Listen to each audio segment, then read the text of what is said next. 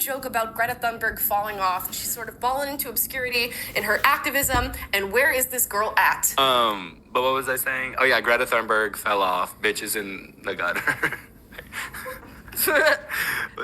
Her legacy being lesbian, and I shouldn't be up here. The thing is, so perfectly what's wrong with everything in this world, because like she literally was that girl. She was like fighting for climate change. Her saying she shouldn't be up there, like, you're right. You should be in school, and your parents kind of suck for not letting you just go to school and be fucking normal. Like, go to school, be normal, and then you can like. But poor girl, she was fighting for a cause that she felt so strong for. I think she's still fighting for it, but in like 20 years she'll probably fighting where? Because I don't see her. Wait, can she be president? Can she? I think you have to be like a certain age, and you have to be born in the U.S. to be the president. She was skipping class. Josiah said she didn't want to be in school. She did all that, like me faking sick to get out of class, me faking to be a climate change activist to skip class. But that's low-key a method. Me claiming to be a martyr for a cause after finding out about what's her name? The one Casey girl. Anthony. No, the one girl who she learned how to read and it was illegal, and she never. I guess she kind of fell off. They're talking about Malala Yousafzai, by the way. Malala. Oh, Malala. See, actually, no, Malala low-key never fell off. Like, Malala is always that girl, Greta, you fell off because, seriously, what the are you talking about? Like, we, like, don't, like, what? No, I support everything. Don't get me wrong. No, I do, but, like, you know what I mean. Like, she literally was in school. She learned about Malala. She was like, wait, there's a method to the madness. I really fuck with sustainability. Let me just see if this will get me out of class. Yeah. And it worked. Skipping class by Netspin. There you guys go. That's essentially the comments. Of course, they go on to talk about other things. Okay. So, as you guys can tell, this is the controversy around this podcast. Now, I am not a fan of Emergency Intercom. And the reason I'm not a fan of Emergency Intercom is quite literally the exact reason they're getting canceled. They pander to a bunch of progressives. Let's be honest, guys, I don't like progressive people. I don't respect them, and I don't really think that they're good people. I think they posture and pander that they're good people because they don't actually even know what they are. These are people who have identity issues and don't actually know if they're truly good people. They just have to say it so loud and proud they convince themselves. That's why all their bios on social media have to be filled with, I'm this, I'm for that, I'm this. List all this fucking shit like it's a fucking, like it's a job resume. Ironic to these people, by the way. They wouldn't know what that is if it hit them in the face. To prove that they're not the absolute annoying, immature little bastards that don't really need to have a conversation, need to have a place at the conversation if they can't grow up a little bit. But I'm not going to be an ageist too much on this. Let's just keep it real. So they made a joke and made these comments on Greta Thunberg that are pretty benign and mild. I can't imagine anyone taking this to heart, but unfortunately I was wrong. I'm talking about progressives here, because the thing about progressives you guys don't realize is most of these people are lost. Let me make an example. I've watched Xander Hall. I'm going to bring him up. I feel for the kid, by the way, a little bit, but also look at him like he's an idiot. He's a quintessential example of what I'm talking about. Did you know that Xander Hall was like right-wing when he was starting on the internet? This kid, if I could list the shit that this kid has done to himself at this point. He has money issues right now. I do wish the best for him, because I don't wish anyone in these situations. But he started off as right-wing, then he went hard politically to the social soc dem progressive side, and then you basically you just take into that side, and for better or for worse he's kind of stuck to it. But that's the thing. Xander Hall is a perfect example, because I think the kid's lost. He used to be really bad, but he's becoming more and more disillusioned by how much he even hates this side. And he's starting to figure out, like I did when I was younger, that progressives are the worst fucking people. We ask people, I used to be like, and by the way, I was never progressive. I just happened to be aligned with the groups because I used to have friends that were in these social, I'm embarrassed to say this, a group full of tankies, and the tankies were pretty much like hiding underneath the whole surface of all this, but Maoists, third worldists, socialists. It's embarrassing, but whatever, man. They were my friends at the time, and I regret it. And these people are just awful, by the way. Awful to be around. But not gonna go into too much of that crap. The problem with progressives, man, like, they ruin conversations. They really do. They ruin any bit of progress you can have because of the way that they conduct themselves. I'm not mad about what you believe in or what you say. I'm mad about the way you say it. There's the reason I don't like right-wing channels as well. And anyone that thinks I'm sitting here sticking up for right-wing shit, the person I just watched, I'm not even subbed to her, and I don't even care for her. Personally, I think that she's part of the same problem that comes to most political commentators. Bias and just bull and just framing shit. That I can't stand the way people do certain things like that. But anyhow, off of that nonsense. Progressives suck, man. They ruin convos. They ruin any bit of progress you can have. And here's the thing. Like, I've been watching that kid Xanderhall, right? And he's become... I think he's finally starting to figure out. I'm going to tell you right now, in 2-3 years, that kid is going to have like a mental crash. And it's going to hit him in the face with that this shit's a waste. But, anyhow, he's starting to realize that these fucking radical twerps are just fucking killing any conversation, and they're making the left look bad. What you don't realize is progressives are the key reason that Kamala lost to Trump. One of the key reasons. There's a lot of other things, but one of the key reasons in the online space, though, progressives ruined it. Their messaging was terrible. They are mad now, but they're the ones that told you guys not to vote for anyone because of the Israel-Palestine issue, because of the lack of conversation about it from Kamala. And now they're mad. Funny shit. That side ruins everything, dude. The problem is they're so disillusioned and lost, and you can see it now becoming into the fact that they've warped themselves into politics. This is their entire personality now. Having to virtue signal. I hate that fucking word, by the way. Sorry. Having to virtue signal all these things that they truly I don't even know if they believe in. I don't even know if these people actually believe in 90% of the shit they're talking about. It could go either way. But yes, now they're caping for Greta Thunberg, who is one of the biggest fucking fraudulent activists I've ever seen. And not because of anything that's malicious, or it's just obvious. First of all, activists don't get released from jail in a day.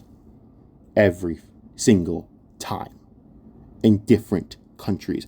If you were truly an activist for Palestine and Israel kept arresting you, the Israelis do not fuck around. How are you out in a day? Well, someone with money must be really connected and checkmate. Duh. Her parents make her do this shit, and then her parents probably have connections, and they fucking make sure that she's taken off of any fucking protesting scene before it gets too crazy.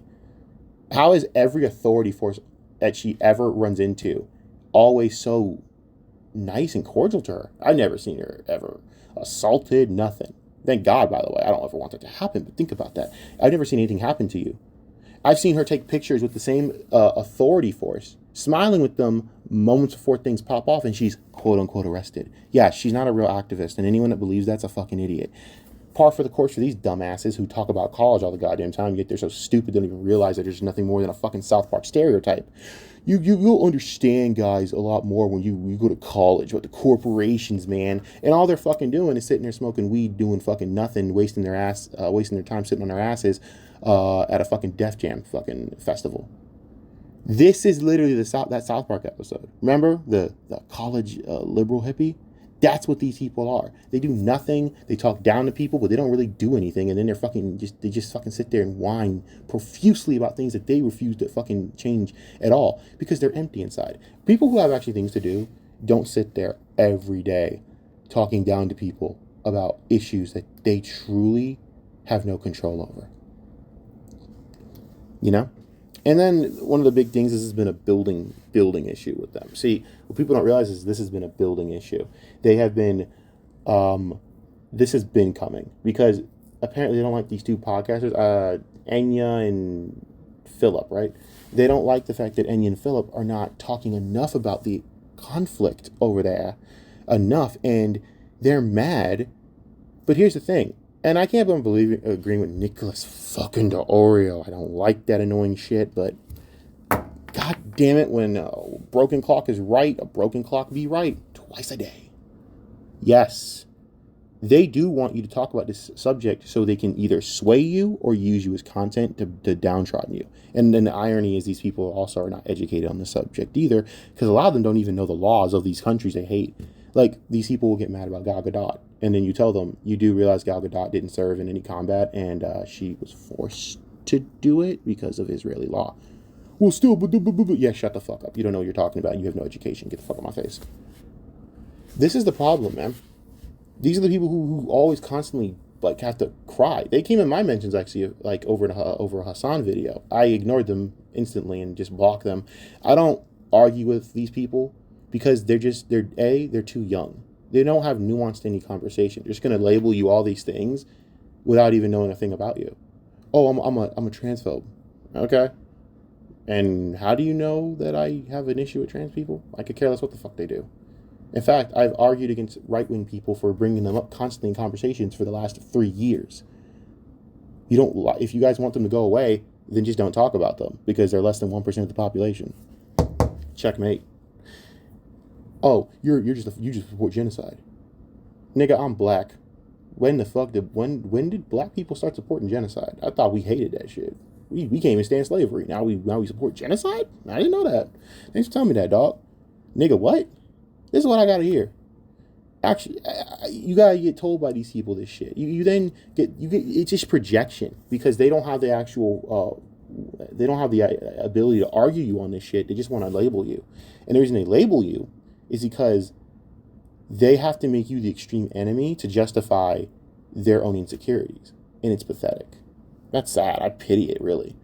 But anyways, they got mad at them for doing all this, blah blah blah, and they made all these, and then they're trying to cancel them and trying to do this. I'm like, guys, you're not going to cancel them. They're a big podcast. They'll bounce back within like 2 months. I hope they don't apologize, because if it was up to me, I wouldn't apologize. I'd tell you guys to go fuck yourself. You don't deserve an apology. Because what? You're mad because I made some jokes about a fucking millionaire who's not even a real activist? Grow up. But even then, I got to be real. This is kind of their fault in the first place, that podcast. Emergency Intercom? I have ADHD, so I apologize. If I forget things, I seem like I forget things I just said, so I do apologize. Emergency Intercom. You made that audience. I would know because I've done this before. I speak from experience. I know about having an annoying progressive audience. The minute you start challenging them on things, well, now you're just no better than the people you shit on. Okay, buddy, get out. Thing is, I was young and I responded by blocking all of them and tell them to all go fucking eat shit. Now I just simply block and don't talk. And I've even become more and more proactive with it to the point where I don't care. If I see that you have a bunch of shit in your bio and you're fucking 20-something and you are that person, you're blocked. I'm not going to fucking conversate with you. You have nothing to offer. This is the problem with these people, man. And they just sit there and lecture people and think that people are going to actually like it. You never heard of the saying, you attract more flies with honey than vinegar? These people love spraying with vinegar and then get shocked when people don't actually agree with them and don't want to be near them. So that's just my take on the whole thing. I think this podcast sucks. I think they got what they kind of honestly deserved in a way, because you sat there and you made and cultivated this dumb audience of idiots. What do you think was going to happen? Fuck around and find out. People who probably warned them. You keep catering to these fucking losers, they're going to act like losers. That's what losers do. You can't even really be mad at these people because they're losers. Losers are going to do what losers do, and that's get irrationally angry over some jokes. And then act like they're justified because, oh my gosh, damn it, you haven't spoken with this issue at all. You've been silent about it. They ran a fundraiser, by the way, for Palestine, if you guys didn't know. These people don't care that you guys speak on this issue. They care that you agree with every word that they think in their head and that you say it just like that. If you have any opposing viewpoint, well, then you're just fucking trash. And that, my ladies and gentlemen, or my friends, or whatever the fuck I was going to say here, that is how you know you're speaking with a child and not an adult. And that's why you block them. Because ain't no way I'm going to speak with some fucking Naruto or My Hero Academia. I'm sorry, I might have insulted a lot of you losers, even worse than I thought. Because, yeesh, like Hero Academia, yeesh. or some fucking clown that's obsessed with fucking One Piece. I'm not gonna get in an argument with a loser like that that they can't even hold down a job and has no real income. Motherfucker, you and I, we're not in the same league here. You are beneath. You know, get the fuck out my face. Oh, but seriously though, in all seriousness, only losers watch this podcast, so it's pretty fitting it all ended up like this.